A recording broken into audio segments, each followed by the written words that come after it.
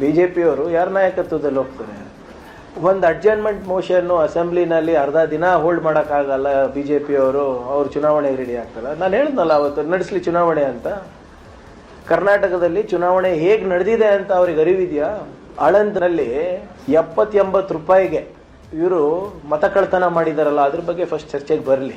ಜನರು ನಮಗೆ 5 ವರ್ಷ ಆಶೀರ್ವಾದ ಮಾಡಿದೆ, 5 ವರ್ಷ ನಾವು ಒಳ್ಳೆ ಆಡಳಿತ ಕೊಟ್ಟು ಚುನಾವಣೆಗೆ ಹೋಗ್ತೀವಿ. ಇವ್ರು ಹೇಳ್ದಂಗೆಲ್ಲ ಬನ್ನಿ ಡಿಸಾಲ್ವ್ ಮಾಡಿ ಅಂದರೆ ಯಾಕೆ ಡಿಸಾಲ್ವ್ ಮಾಡ್ಬೇಕು? ನಾವು ಗ್ಯಾರಂಟಿಗಳು ಹೇಳ್ದಂಗೆ ನಾವು ಕೊಡ್ತಾ ಇದ್ದೀವಿ, ಒಳ್ಳೆ ಆಡಳಿತ ಕೊಡ್ತಾ ಇದ್ದೀವಿ, ವಿನೂತನವಾದಂಥ ಕಾರ್ಯಕ್ರಮ ಕೊಡ್ತಾ ಇದ್ದೀವಿ.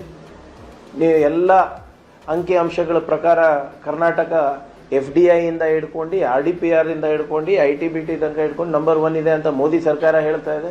ಆದ್ರಿಂದ ಇವ್ರು ಹೇಳೋದಕ್ಕೆಲ್ಲ ನಾವು ಮಾಡ್ಲಿಕ್ಕೆ ಆಗೋದಿಲ್ಲ.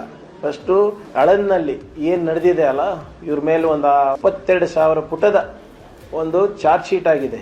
A1 is a former BJP MLA, A2 is a former BJP ZP member. ಅದ್ರ ಬಗ್ಗೆ ಉತ್ತರ ಕೊಡಲಿ. ಅದಾದ್ಮೇಲೆ ಚುನಾವಣೆ ಬಗ್ಗೆ ಮಾತಾಡೋಣ.